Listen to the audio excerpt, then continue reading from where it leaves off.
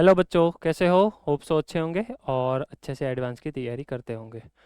आज हम मैट्रिक्स के अच्छे वाले क्वेश्चन डिस्कस करेंगे, मैट्रिक्स और डिटर्मिनेंट में। काफ़ी अच्छे क्वेश्चन है, ध्यान से देखो। सबसे पहले क्वेश्चन को रीड करो। मैट्रिक्स 3 बाई 3 मैट्रिक्स दे रखा है और उसकी वैल्यू -1 से 1 के बीच में ही है। वेट, -1 से 1 के बीच में नहीं, -1 एंड 1 दो ही पॉसिबल है। कौन कौन है ये? कोई भी एलिमेंट ले लो, A i j, मतलब कि 3 बाई 3 मैट्रिक्स में कोई भी एलिमेंट है। टोटल हमें पता है 9 एलिमेंट्स होते हैं और वो 9 एलिमेंट्स आइधर 1 और -1, ये दो ही पॉसिबल है। तो हमें ऐसे मैट्रिक्स निकालने हैं जिसमें डिटर्मिनेंट की वैल्यू 0 ना हो। ठीक है, मतलब नॉन सिंगुलर मैट्रिक्स कितने होते हैं? अल्टीमेटली पूछना यही चाहता है कि नॉन सिंगुलर मैट्रिक्स बताओ। आपको पता है सिंगुलर मैट्रिक्स मतलब जिसका डिटर्मिनेंट 0 होता है उसको बोलता है सिंगुलर मैट्रिक्स। तो सिंपल सा लॉजिक क्या है, सोचो। इसमें मैं ऐसा सोच सकता हूं कि सपोज मेरे पास मैट्रिक्स है, उसका मुझे डिटर्मिनेंट निकालना है और वो डिटर्मिनेंट 0 नहीं होना चाहिए। अब 0 नहीं होना चाहिए तो 0 कब होता है वो सोचो। सबसे पहले मुझे इतना तो पता चल गया, यहां पे मैं लिख देता हूं कि टोटल, यहां पे A B C D E F G H I, ऐसे टोटल 9 एलिमेंट्स है। ठीक है, इसके पास दो चॉइस दो चॉइस दो चॉइस, मतलब टोटल ये हो गया 2⁹, सो 5 1 2, ये मेरा टोटल। ठीक है, अब मुझे इस 5 1 2 में से ऐसे ही मैट्रिक्स चाहिए जो नॉन जीरो वैल्यू दे। डिटर्मिनेंट की वैल्यू नॉन जीरो होनी चाहिए, मतलब कि नॉन सिंगुलर होना चाहिए। सो सबसे पहले सोचो कि जीरो कब कब होता है, वो वाला मैं निकाल दूंगा। जब जीरो होता है वो वैल्यू हम कंसीडर नहीं करने वाले। ठीक है, अब जीरो कब होता है वो सोचो। सर ये दोनों जब जीरो हो जाए तब, अदरवाइज ये दोनों जीरो हो जाए तब, अदरवाइज ये दोनों जीरो हो जाए तब, ये दोनों जीरो हो जाए तब, मतलब ये पूरी रो। इधर मैं रो बोल रहा हूं और मैं कॉलम बोल रहा हूं। ठीक है, सो हम क्या करते हैं कि सबसे पहले रो वाइज काउंट करो। जैसे ही मैंने रो वाइज काउंट कर दिया आपको पता चल जाएगा कि कैसे करना है। सबसे पहले सोचो, A B C, ये पूरा एक रो है। ठीक है, ये दूसरा और ये तीसरा, ये जीरो नहीं होना चाहिए। ठीक है, एक और तरीका आप सोच सकते हो। A B C कोई भी एलिमेंट है, A B C एक वेक्टर ट्रीट करो। दूसरा D E F दूसरा वेक्टर ट्रीट करो। G H I तीसरा वेक्टर ट्रीट करो। और ये तीनों वेक्टर का डिटर्मिनेंट नॉन जीरो होना चाहिए। नॉन जीरो तभी पॉसिबल है जब वो लीनियरली इंडिपेंडेंट हो, तभी जीरो होता है, सॉरी नॉन जीरो होता है। डन। तो अब मैं क्या करने वाला हूं कि A B C ऐसे मुझे वेक्टर बनाने हैं। सो मतलब फर्स्ट रो, दोनों बोल सकते हो आप, रो 1 का सिलेक्शन करना है। सो A B C, इसके पास दो चॉइस है, इसके पास दो चॉइस है, इसके पास दो चॉइस है। कुछ भी आप कंसीडर कर सकते हो, 1 और -1, कुछ भी आप ले सकते हो। ठीक है, उस हिसाब से आपको समझ में आ जाएगा कि ये वाला और ये वाला A B C कोई एक वेक्टर है जिसके पास दो दो दो चॉइस है। समझ में आ गया इतना? डन। सो R1 का सिलेक्शन, तो मैं यहां पे लिखना चाहता हूं सिलेक्शन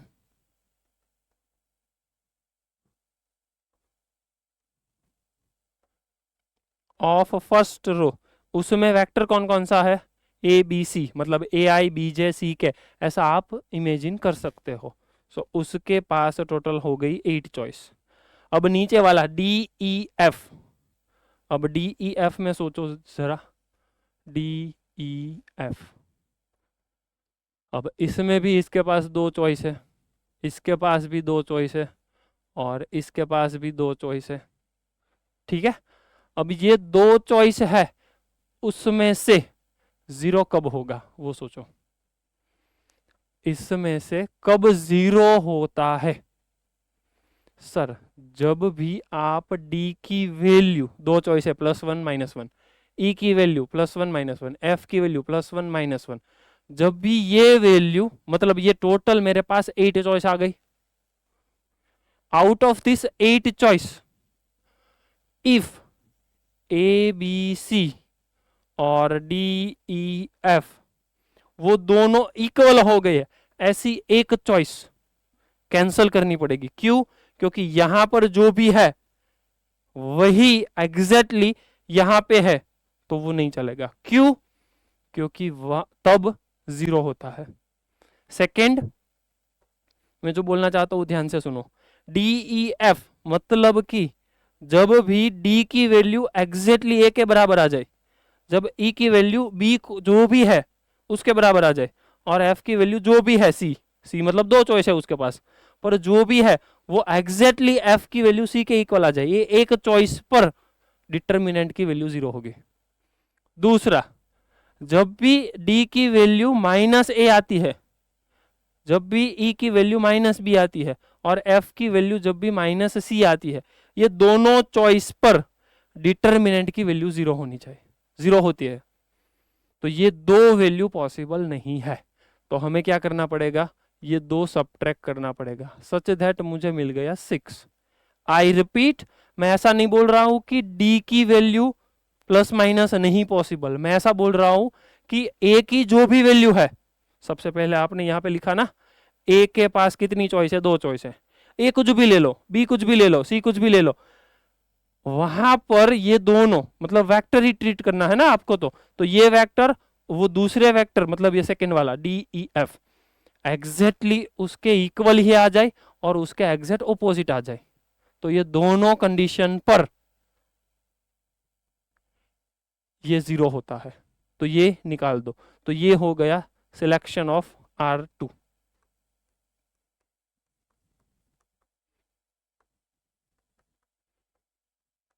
और ये होता है 6।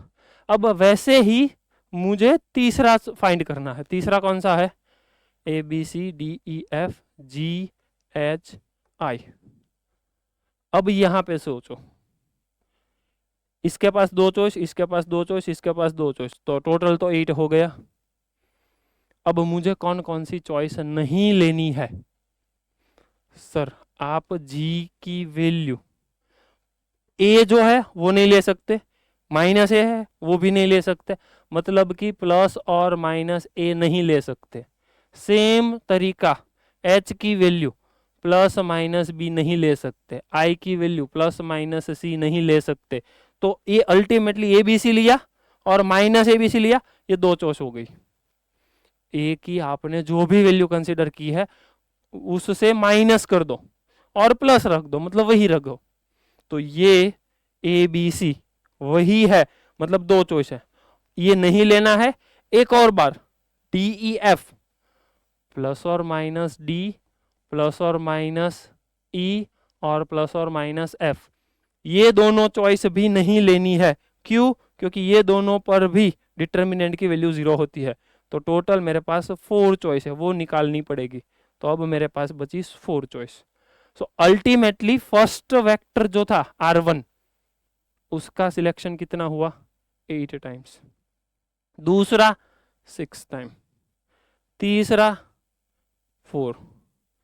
इनका कैलकुलेशन करो, आई थिंक कितना आता है? 192। यस, सो मेरे पास ऐसे 192 मैट्रिक्स है जिसका डिटर्मिनेंट 0 नहीं है। यस, सो ये अच्छा वाला क्वेश्चन था।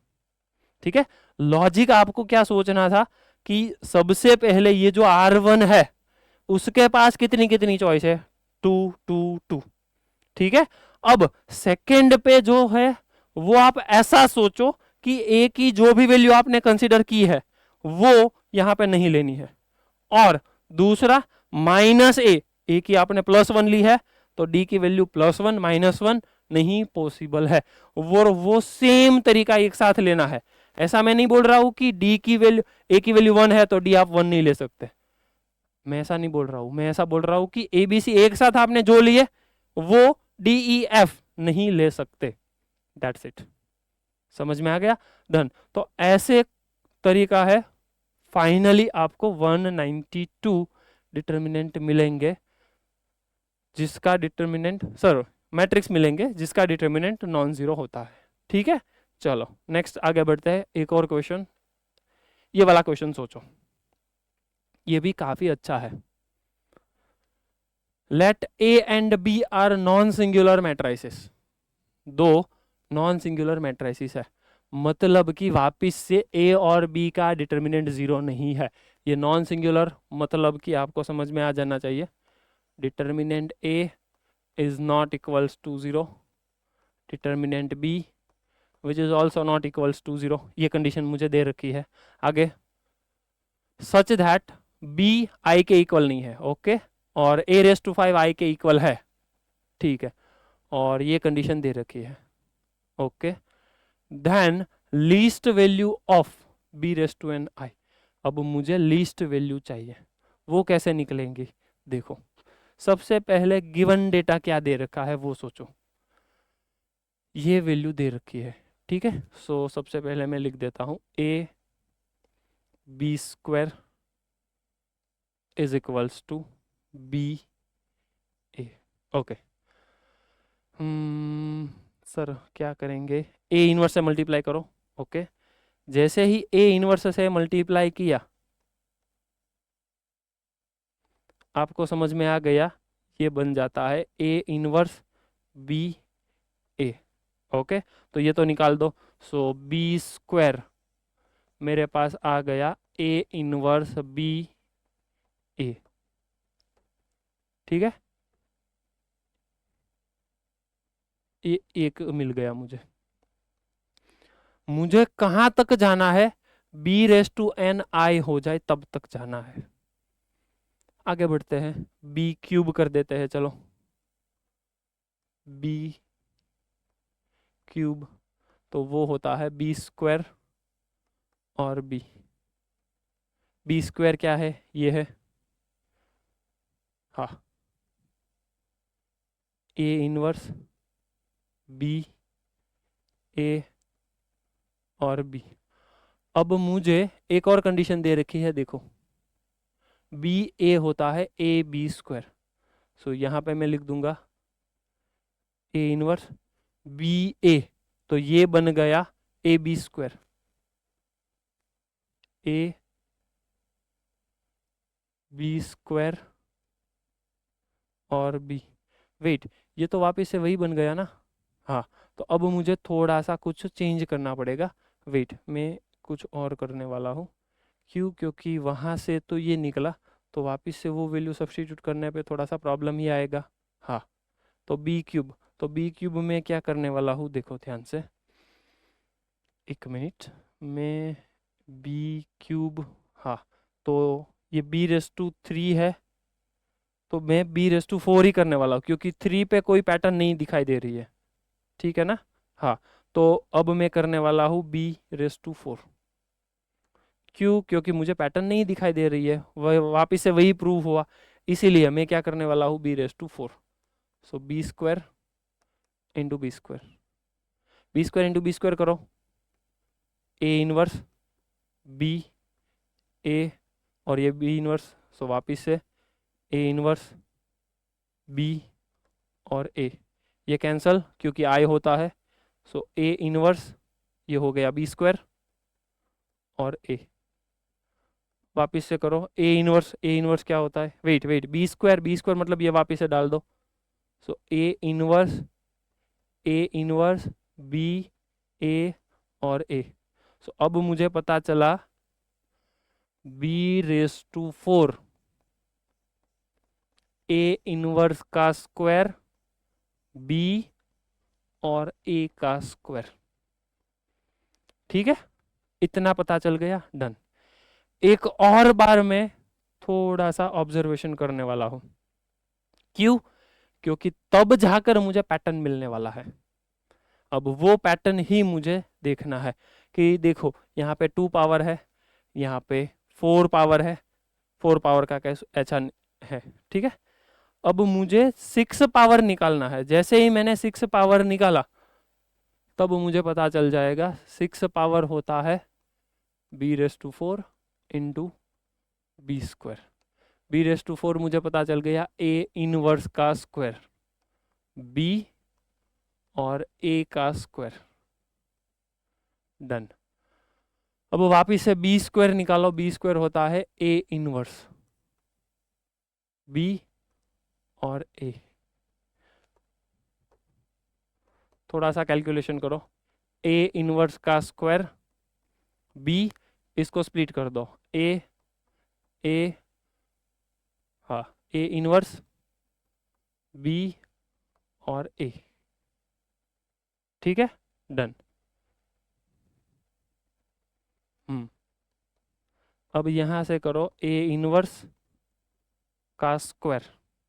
अब ये कैंसिल कर दो तो ये क्या बन जाएगा, b a b a, ऐसा ही निकला। हाँ, ये समझ में आ गया। डन। अब ये बी ए की जगह पर वैल्यू सब्स्टिट्यूट कर दो। बी ए की जगह पर कौन सी वैल्यू है, ए बी स्क्वायर। और आप ऐसा भी कर सकते थे कि यहाँ पर 2 की पावर स्क्वायर है, यहाँ पे 2 की पावर है, सो वापिस से 6 पावर पे कुछ बेनिफिट नहीं हो रहा है, तो यहाँ पे मैं एक और बार 4 कर देता हूँ।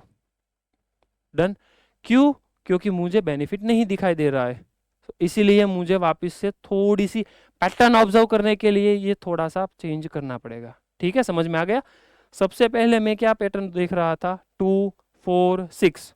सबसे पहले तो मैं ऐसा देख रहा था 2 3 4 5, पर वो पैटर्न भी काम नहीं कर रही है, वर्क नहीं कर रही है। तो अब मैं क्या करने वाला हूँ, 2 4 8, मतलब 2⁻² के पावर में कुछ देख रहा हूँ। ठीक है, तो अब जाकर मुझे क्या मिल रहा है, देखो यहाँ पे 4, सो यहाँ पर ऐसा स्क्वायर, यहाँ पर भी स्क्वायर। डन। सो ये दोनों में inverse, A inverse A inverse, so एक और ए इनवर्स लगा दो, यहाँ पर स्क्वायर कर दो, सो ये बीच वाला ए निकल जाएगा। हाँ, डन। सो वापिस से ये बी स्क्वायर बन जाएगा।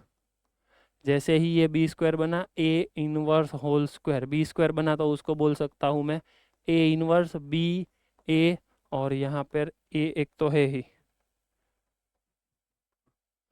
डन। और यहाँ पर आ जाएगा b⁸ जैसे ही ये b⁸ आ गया, अब मुझे पता चल गया b⁸ होता है a⁻³ b और a⁻³ b⁻⁴ भी लिख दो, a इनवर्स का स्क्वायर b और a⁻², b स्क्वायर भी लिख दो, a इनवर्स b और a। अब थोड़ी सी पैटर्न ऑब्जर्व करो, अब मैं काम आने वाला है मेरी पैटर्न। कौन सी पैटर्न मैंने लगाई, अब वो सोचो। ये 8 और 2 को भी मैं 2 के पावर में लिख देता हूँ, 2⁻1 2⁻2 2⁻3। अब जो ये मैं बॉक्स बना रहा हूं ना, वही पावर ए की है, देखो सेम पावर, सेम पावर है। समझ में आ गया ये। डन। तो अब जाकर मुझे जनरलाइज फॉर्म मिलने वाला है, और वो जनरलाइज फॉर्म है कुछ ऐसा, b⁻2k is equals to a inverse k b a⁻k। ऐसा मुझे जनरलाइज फॉर्म मिल गया। एक और चीज मुझे यहां पर दे रखा है a⁵ I होता है, एक बार चेक करो। हाँ, ये होता है। ठीक है, सो डेफिनेटली ये कंडीशन मुझे ऐसा ही इंडिकेशन दे रही है कि सर आप ये a रेस टू k है ना, तो k की वैल्यू डेफिनेटली 5 रख दो। क्यों? क्योंकि ये इंडिकेशन दे रहा है ऐसा। ओके, तो अब मैं यहां पे लिखने वाला हूं 2 raise to 5, sorry b raise to, तो b रेस टू 32 लिखा। अब ये तो इनवर्स है, सो सीधी सी बात है कि a रेस टू -5, तो ये इंटरचेंज कर दो। जैसे ही इंटरचेंज कर दो तो i का इनवर्स वो i ही होता है, i इंटू बी इंटू आई, तो वो b ही बन गया। सो सीधी सी बात है b रेस टू 31 ही i बनेगा। डन। सो मुझे पूछा गया है कि n की लिस्ट वैल्यू बताओ। डन, सीधी सी बात है, 31 मेरी लिस्ट वैल्यू बन गई। ठीक है, ये क्वेश्चन थोड़ा सा डिफरेंट आपको लगेगा, थोड़ा सा वापिस से ऑब्जर्वेशन करो। मैंने सबसे पहले क्या किया था, ये कंडीशन लिखी, सबसे पहले b² को सब्जेक्ट बनाया, डन हो गया। अब मैं ट्राई करने वाला था कि b³ निकालो। जैसे ही मैंने b³ निकाला मुझे समझ में आ गया b³ वर्क नहीं करेगा, तो मैंने वापिस से चेंज कर दिया, b⁴ निकाला। जैसे ही b⁴ का कैलकुलेशन किया मुझे b⁴ निकल के आ गया। देन आफ्टर मैंने क्या किया, b⁶ निकाला। आपको पता है ना, मैंने 6 निकाला। b⁶ भी वर्क नहीं कर रहा है क्योंकि यहां से कुछ अटक गया। वापिस से मैंने पैटर्न को ऑब्जर्व किया और b⁸ निकालने की ट्राई की। जैसे ही मैंने b⁸ निकाला, थोड़ी सी पैटर्न दिखी और b⁸ निकल कर आ गया कुछ ऐसा, a इनवर्स का क्यूब b और a का क्यूब। ये पूरी पैटर्न वापस से मैंने देखी, सर ये b⁸ है तो उसको मैं लिख सकता हूँ 2�3, ये 4 है तो 2�2, ये 2 पावर है तो 2�1। जैसे ये पूरा कैलकुलेशन किया मुझे समझ में आ गया कि ये कुछ ना कुछ पैटर्न ऑब्जर्व हो रही है। जैसे ही ये पैटर्न देखी मैंने, जनरलाइज मैंने ये फॉर्म जनरेट किया, b⁻, ऐसा ऐसा ऐसा। जैसे ही ये फॉर्म जनरेट हुआ इन टर्म्स ऑफ k, अब मैंने क्या किया, सबसे पहले वापस से क्वेश्चन को देखा, कहाँ गया, हाँ यहाँ पे देखो a⁵ i होता है, वो a⁵ i होता है, इसीलिए यहां से मुझे पता चल गया k की वैल्यू 5 ले लूं तो कुछ ना कुछ बेनिफिट मिलेगा। जैसे ही मैंने लिया मेरा काम आराम से हो गया। क्लियर है? डन। सो नेक्स्ट क्वेश्चन अब देखते हैं। नेक्स्ट क्वेश्चन ऐसा है, d की वैल्यू है डायगोनल मैट्रिक्स 1 2 3। जल्दी जल्दी, d की वैल्यू है मेरे पास डायगोनल मैट्रिक्स 1 2 3। सो 1 2 3, ये 0 ये 0 ये 0 ये 0 ये 0 और ये भी 0। डन, ये d है।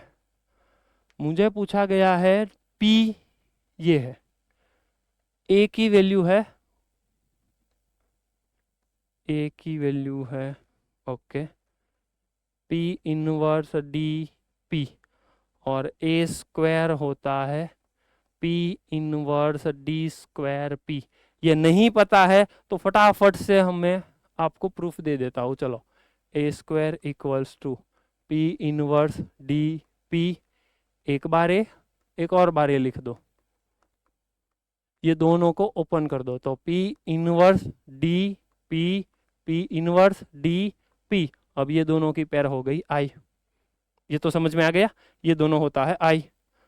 सो क्लब कर दो p इनवर्स d² p। अब ये आपका प्रूफ, समझ में आ गया। डन। अब ये है, उन दोनों का एडिशन करना है, कर दो फटाफट से एडिशन। सर एडिशन हाँ कर दो, कोई बात नहीं। a² plus a, p inverse common निकाल दो, इन ब्रैकेट कर दो d प्लस d² और p, डिटर्मिनेंट निकालो क्योंकि डिटर्मिनेंट चाहिए। डिटर्मिनेंट p इनवर्स का determinant, determinant of d plus d² और p का डिटर्मिनेंट, अब ये दोनों तो कैंसिल ही हो जाते हैं वैसे ही आपको पता है, तो इसका डिटर्मिनेंट निकालने की रिक्वायरमेंट नहीं थी, आराम से हो जाता। अब ये दोनों तो कैंसिल।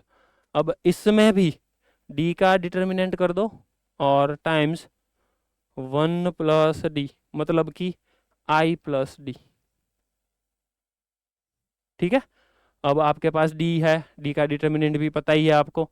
ठीक है, डायगोनल है तो डायरेक्टली मल्टीप्लाई होता है, और +1 कर दो, सब में से +1 और सीधा सीधा मल्टीप्लाई कर दो, फाइनली आपको आपका आंसर मिल जाएगा। ठीक है, सो जल्दी जल्दी से मुझे ये फाइनल क्वेश्चन का आंसर कमेंट करके बता दो। ठीक है, ऐसी ट्रिक के लिए मुझे सब्सक्राइब करते रहिए। फटाफट से मैं पूरा एक बार रिकॉल कर देता हूँ आज हमने कौन कौन से क्वेश्चन डिस्कस किए।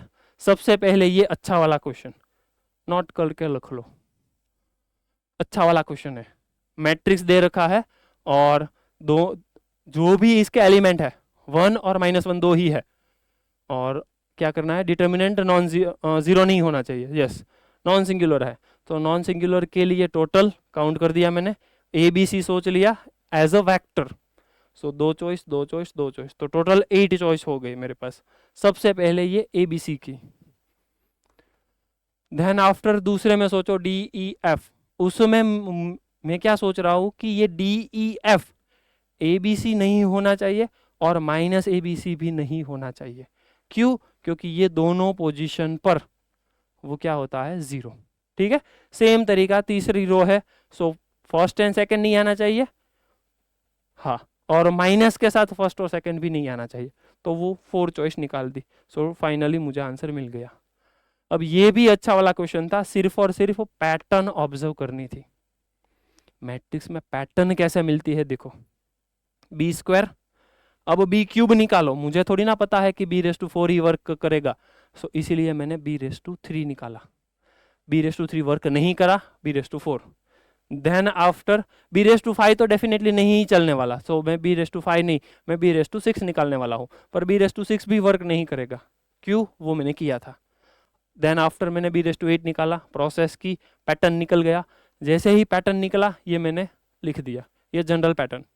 जैसे ही जनरल पैटर्न लिखा मुझे समझ में आ गया कि यहाँ पे a⁵ है, वो i के इक्वल है, सो k की वैल्यू मैंने 5 डाल दी। ठीक है, और लास्ट में ये तो सिंपल सा क्वेश्चन था, जल्दी जल्दी इसकी मुझे कमेंट करके वैल्यू बता दो। ठीक है, होप सो वीडियो आपको अच्छा लगा हो, थैंक यू।